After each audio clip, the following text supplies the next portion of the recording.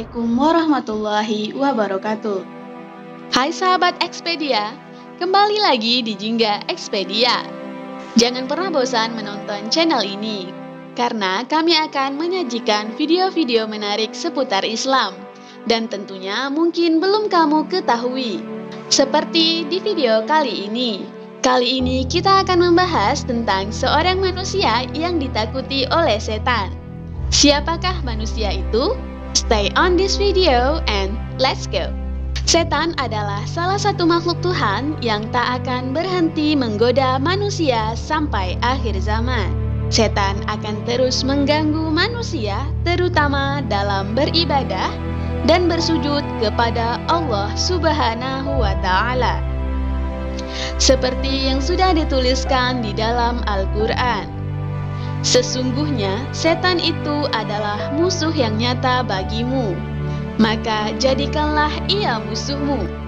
Karena sesungguhnya setan-setan itu hanya mengajak golongannya supaya mereka menjadi penghuni neraka yang menyala-nyala.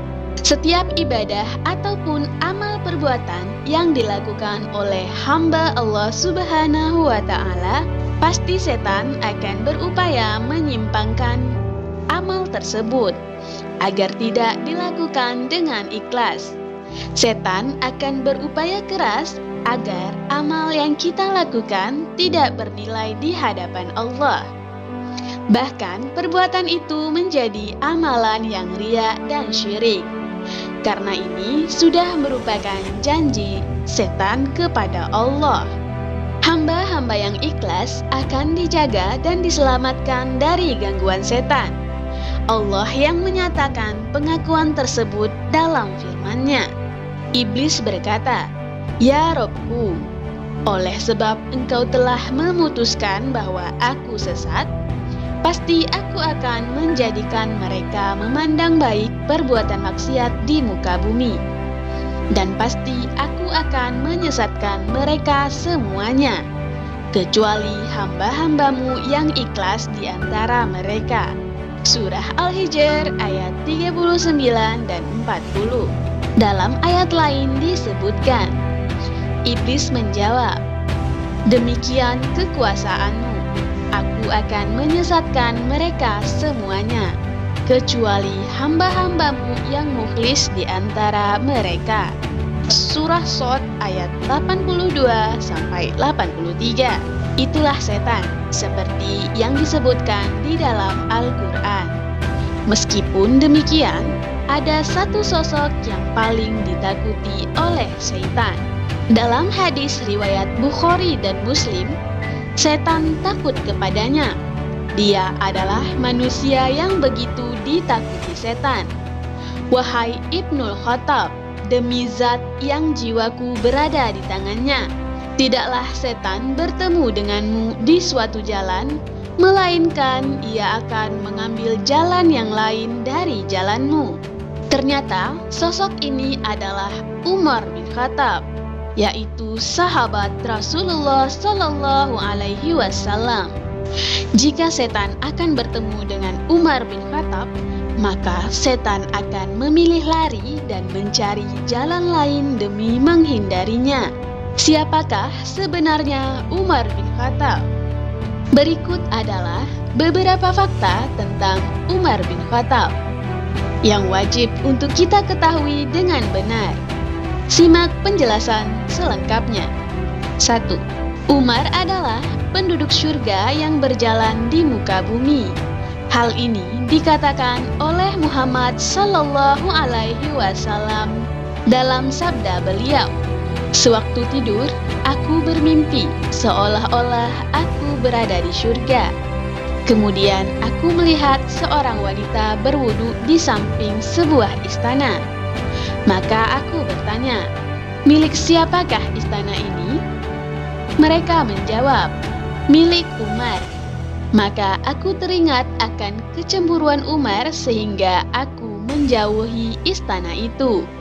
Umar menangis dan berkata, "Demi Allah, mana mungkin aku akan cemburu kepadamu, wahai Rasulullah." Hadis Bukhari. 2. Setan takut padanya. Ia adalah manusia yang begitu ditakuti setan. Wahai Ibnu bin Khattab, demi zat yang jiwaku berada di tangannya, tidaklah setan bertemu denganmu di suatu jalan, melainkan ia akan mengambil jalan yang lain. Hadis Bukhari. Umar bin Khattab adalah seorang musyrikin yang masuk Islam karena didoakan oleh Rasulullah. Suatu hari, Rasulullah Shallallahu Alaihi Wasallam berdoa kepada Allah Subhanahu Wa Taala, "Ya Allah, muliakan Islam dengan salah satu dari dua orang yang Engkau cintai, yaitu Abu Jahal bin Hisham atau Umar bin Khattab." Maka yang lebih Allah cintai dari keduanya adalah Umar bin Khattab. Hadis ini dikutip oleh Ibnu Hibban. Oleh karena Allah mencintai Umar bin Khattab, maka Umar bin Khattab akhirnya memeluk Islam dan menjadi sahabat Rasulullah yang paling dicintai. 4. Diberikan ilham.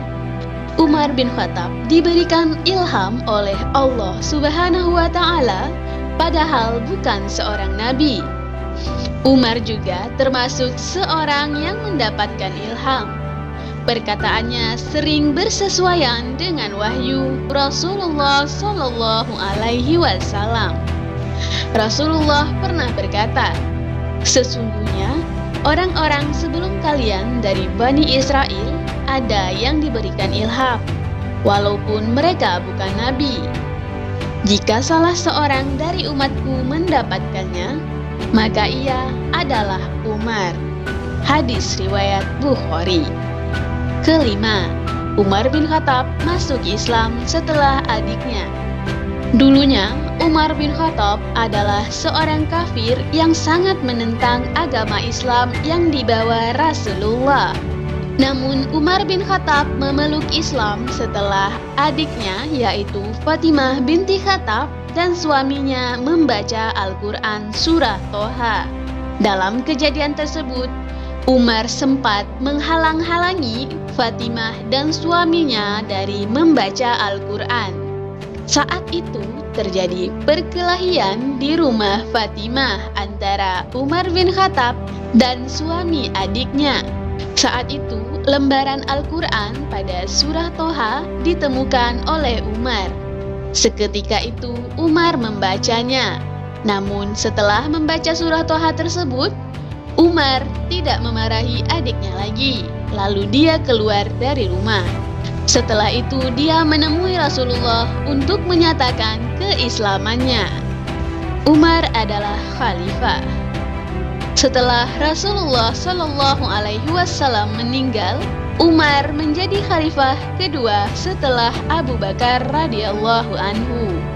Setelah menjabat 10 tahun sebagai khalifah, maka Umar bin Khattab menggantikannya. Umar bin Khattab membagi daerah kekuasaan Islam seperti gubernur saat memerintah. Beliau membentuk dewan-dewan seperti Dewan Pembendaharaan Negara dan Dewan Angkatan Perang. Selama Umar bin Khattab menjadi khalifah, dia selalu mendengarkan keluhan-keluhan rakyatnya dan selalu memberi makanan kepada fakir miskin pada malam hari, tanpa sepengetahuan penerimanya. Di masa pemerintahannya juga, Umar bin Khattab membentuk bangunan sebagai Baitul Mal. Baitul Mal berada di Masjid Nabawi. 7. Saat Umar bin Khattab menjadi khalifah, beliau banyak menaklukkan daerah-daerah sehingga daerah tersebut di bawah kekuasaan Islam. Adapun daerah-daerah taklukannya diantaranya adalah Syria, Palestina, Mesir, Irak, dan Persia. Dan Umar menetapkan tahun Hijriah sebagai tahun Islam. Umar juga mengadakan sistem pos malam, diadakan untuk mengetahui keadaan kaum muslimin. Umar membangun dan memperbesar masjid-masjid seperti Masjid Al-Haram di Mekah, Masjid Nabawi di Madinah, dan Masjid Al-Aqsa di Yerusalem, serta Masjid Amru di Mesir. Kedelapan, beliau dipanggil untuk pertama kalinya sebagai Amirul Mukminin, yaitu pemimpin orang-orang beriman, dan disetujui oleh para sahabat Rasulullah, termasuk Ali bin Abi Thalib radhiyallahu anhu. Umar bin Khattab wafat saat beliau sedang memimpin sholat subuh.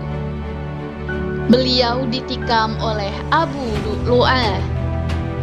Beliau wafat pada tanggal 23 Hijriah atau pada tahun 644 Masehi. Ketika wafat, Umar bin Khattab meninggalkan ladang pertanian sebanyak 70.000 ladang, yang rata-rata harga ladangnya jika dirupiahkan sebesar 160 juta. Itu berarti Umar meninggalkan warisan sebanyak 11,2 triliun rupiah. Setiap tahun, rata-rata ladang pertanian saat itu menghasilkan 40 juta. Berarti, Umar mendapatkan penghasilan 2,8 triliun setiap tahunnya, atau 233 miliar sebulan. Sebenarnya, masih banyak fakta-fakta menarik seputar Umar bin Khattab radhiyallahu anhu. Mari kita gali lagi informasinya agar kita dapat menambah wawasan dan pengetahuan secara lengkap tentang Umar bin Khattab. Semoga informasi yang ada di dalam video ini memberikan manfaat untuk kita semua. Sampai jumpa lagi. Assalamualaikum warahmatullahi wabarakatuh.